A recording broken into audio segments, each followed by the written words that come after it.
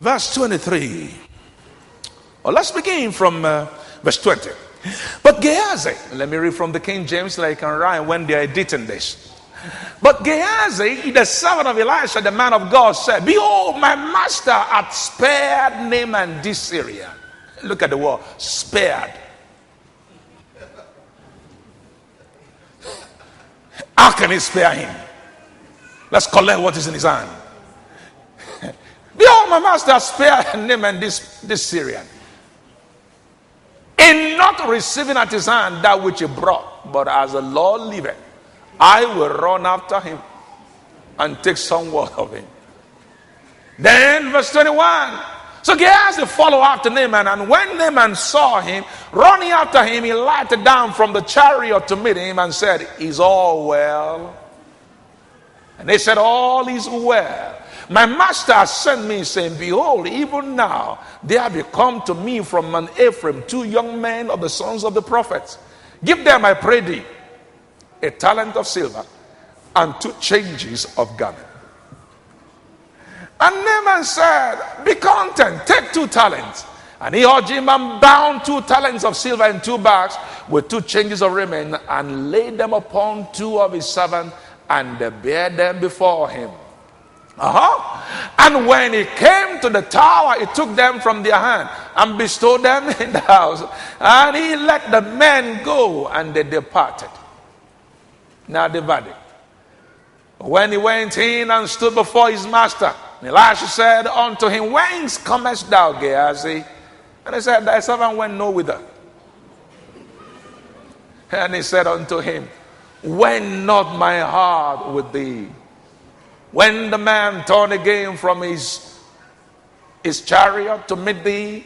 Is it a time to receive money and to receive garments and olive yards and vineyards and sheep and oxen and menservant and maidservant? I don't know why I included all this. I guess these are part of all the things that Naaman offer. I can give you any of this. And what did he say? The leprosy therefore of Naaman shall cleave unto thee, and unto thy seed forever. And he went out from his presence a leper, as white as snow. Now, people always make projection that Elijah carried was a terrific man, an anointed man, and then Elisha had a double portion.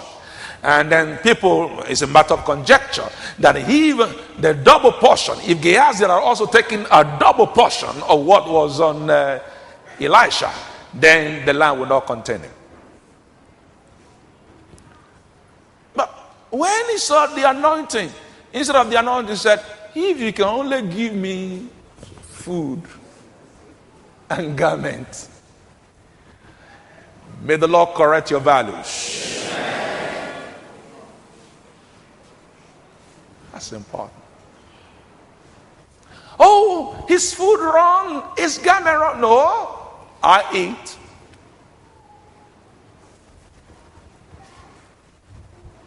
And you better don't see me when I'm hungry, because I may be tempted to lose all civility when I'm really hungry. Do I clothe? Sure, I do. But none of these things can stand side by side with the eternal purpose of God.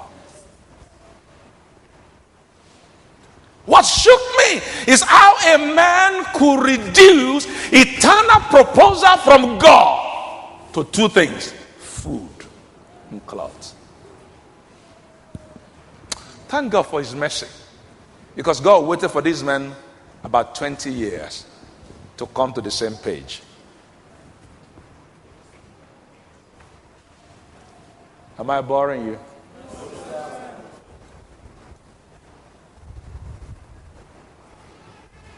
Gehazi lost it to the same thing, food and raiment. Judah lost it to 30 pieces of silver. And you wonder what did he want to do with the 30 pieces of silver? Maybe to buy food and raiment.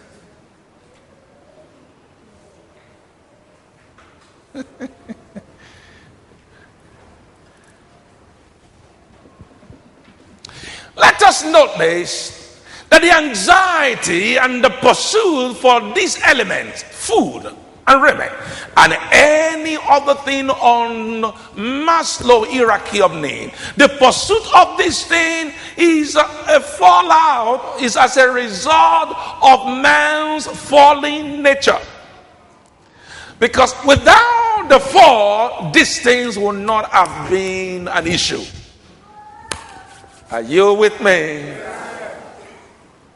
Every time you see men struggling to have food, struggling to have clothing, struggling to meet the basic essentials of life, what that should remind you is the consequences of the fall, and then the incomplete redemption. Allow me to use that word. The incomplete redemption of the fallen nature. What do I mean?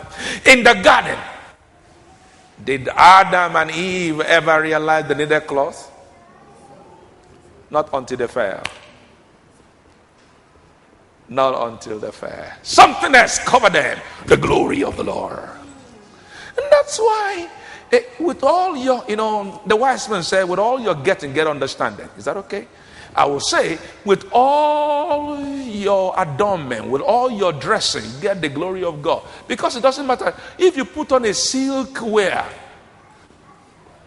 and you have a gold attire, and then the glory of God is not on you, nobody will even see that you're carrying anything.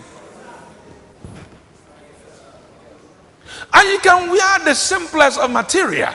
When the glory of God comes and says, hey, where did you get this dress? Has anybody asked you a question, where did you get this dress? And you smile, no, Boscoro,